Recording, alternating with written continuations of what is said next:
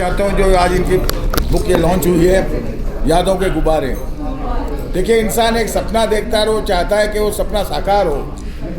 मुझे याद है कि कुछ चंद साल पहले, कुछ महीने पहले, जब हम लोगों की मुलाकात हर फंक्शनों में होती रहती थी, तो दीपक साहब कहते थे कि दिलीप भाई मैं कुछ लॉन्च करूंगा तो आपको आना। तो मैंने कहा एनी टाइम आप हमें याद कीजिए, हम ज़रूर आएंगे। और आज मैं बड़ा भाग्यशाली हूँ कि मेरे साथ अरुण साहब हैं, पाटिल साहब हैं और बाकी सब लोग हैं, हम लोग यहाँ बैठे हुए हैं। तो दीपक जी, आपने जो भी ये यादों के गुब्बारे लिखा है, इसको हम पढ़ेंगे भी, कंपोज भी करेंगे। और मैं तो यही कहूँगा कि अभी तो ये आपने बुक में इसमें पिरोया है, अब हम इसमें कोशिश करेंगे अपनी धुनों में इसको पिरोने की और पब्लिक तक पहुँचाने की। नमस्कार, अस्सलाम वालेकुम, जय महाकाल। संजय जी, सर आप क्या कहना चाहेंगे? जी, दीपक कुमार देसाई एक अच्छे लेखक है, एक अच्छे कवि है और उसके वाला एक अच्छे इंसान है। जो उन्होंने आज जो यादों के गुब्बारे उसका जो आज विमोचन किया है, मैं इसके लिए उनको ढेर सारी शुभकामनाएं देता हूँ और ऐसे आगे लिखते रहिए, उसके लिए भी हमेशा, और उसको सहयोग रहेगा हमेशा। बहुत बहुत धन्यवाद। सर क्या कहना चाहेंगे इंट्रोडक्शन के साथ? थोड़ा जोर से बोलो। गणेश तांबे ठाण्यावरून आलो. माझे मित्र रवी यांच्या माध्यमातून आम्हाला आज दीपकजी यांच्या ज्या यादों के गुब्बारे याचे जे प्रकाशनासाठी आम्हाला बोलवलं, त्यासाठी मी खूप आभारी आहे त्यांचा. आणि त्या माध्यमाने आम्हाला अनेक मान्यवरांची उपस्थिती मिळाली आणि त्यांच्याशी सहयोगाने आमचं ओळख झाली. आणि दीपकजींच्या पुढील वाटचालीसाठी मी शुभेच्छा देतो. Thank you sir. प्लीज आपने काफ़ी अच्छे संबोधित किया आपकी सभी को, क्या कुछ कहना चाहेंगे दीपक सर के बारे में? यादों के गुब्बारे इस किताब का आज यहाँ पर इजरा किया गया और इसके मुसन्निफ लेखक जो शायर भी है, लेखक भी है, हमारे मित्र दीपक देसाई उर्फ दीपक, उनका तखल्लुस है। मैं उनको इस किताब के लिए बहुत बहुत बधाई देना चाहता हूँ।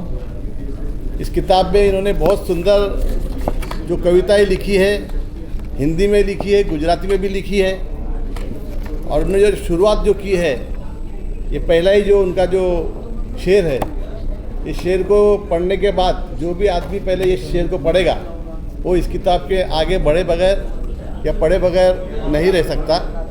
मैं इनको इस अच्छी कोशिश के लिए मैं उनको शुभकामनाएं देता हूँ, तहे दिल से शुभकामनाएं देता हूँ और ईश्वर से, अल्लाह से यही दुआ करता हूँ कि आप दिन दुगनी और रात चौगनी तरक्की करें। बहुत धन्यवाद। क्या कुछ कहना चाहेंगे? आपकी किताब आई है, सभी मान्यवर आए हैं आपको बधाई देने। पहले तो किताब के बारे में बताइए, किस तरह से सोच विचार किया आपने, उसके बाद मेरी किताब की कहानी किसी फिल्म की कहानी से कम नहीं है। मैं एक छोटे से गांव में किसान का बेटा हूँ।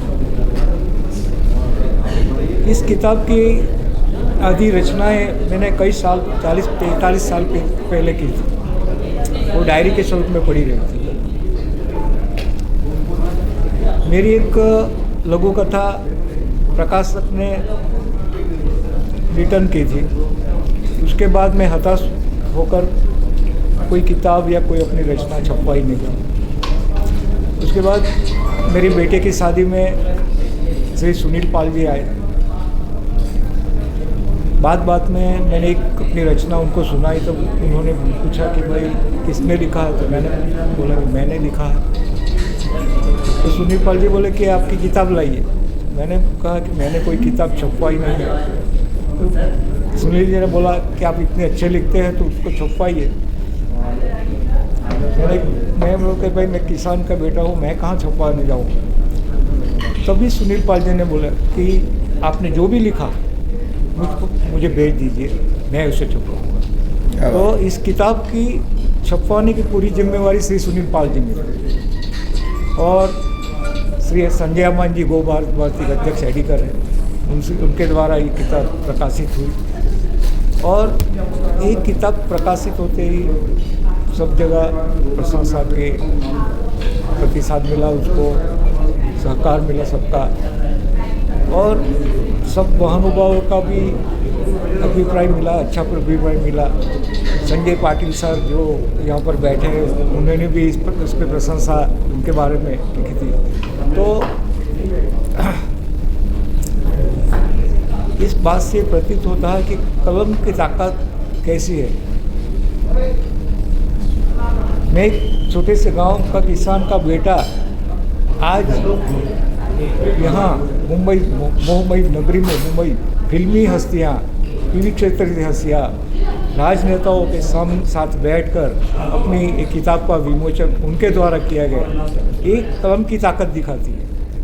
कलम बोलते हैं कलम तख्ता भी पलट सकता है, इसका जीता जागता नमूना ये है। और इसके बाद मैं इतना सौभाग्यशाली हूँ कि ऐसी भारत की 2 हस्तियों के बारे में मुझे लिखने का मौका मिला। एक अपने बॉलीवुड के हीरो, निर्माता, निर्देशक मनोज कुमार जी और दूसरे अपने लोक लाडीले बड़ा प्रधानमंत्री श्री नरेंद्र मोदी। युग पुरुष नरेंद्र मोदी मेरा दूसरा पुस्तक है, वो प्रकाशित हो चुका है और भारत पुत्र मनोज कुमार जल्दी ही उसका विमोचन किया जाएगा। तो ये कलम की ताकत दिखाती है, कलम में कितनी शक्ति है। दूसरी ऊपर वाले की, आज से यही किताब में 40 साल पहले मैं हताश हो गया था तो मैंने लिखा था कि हमसे ना इंसाफ़ी करने वाले एक खुदा, काश तेरे ऊपर भी अदालत होती। तो आज 45 साल बाद मुझे ये लिखना पड़ा कि हम ही सब्र न कर सके और तुम पर नाइंसाफ़ी का इल्ज़ाम कर बैठे। अब जाके मुझे मालूम हुआ कि क्यों तेरे ऊपर कोई अदालत नहीं। ये ऊपर वाले की करामत है कि जो रचनाएं 40-45 तक पड़ी रही वो इतने सालों बाद दूसरी भी रचनाएं आई हैं उसके साथ नहीं, और इतनी सबको पसंद आई और उसका दूसरा संस्करण भी आ जाया और महानुभाव द्वारा उसका विमोचन किया गया। मैं इन सबका आभारी हूँ और इन सबका मेरे को बहुत सहयोग रहा है। तो जैसे उसके बाद मुझे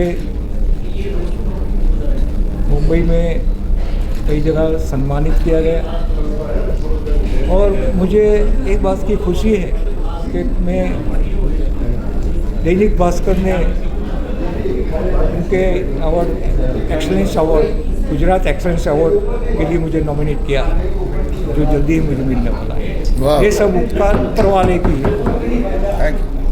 बस धन्यवाद। जैसे मेरी पहला संस्करण को आपने अच्छा प्रतिसाद दिया, ऐसे भी इसको भी अपना लेंगे। धन्यवाद।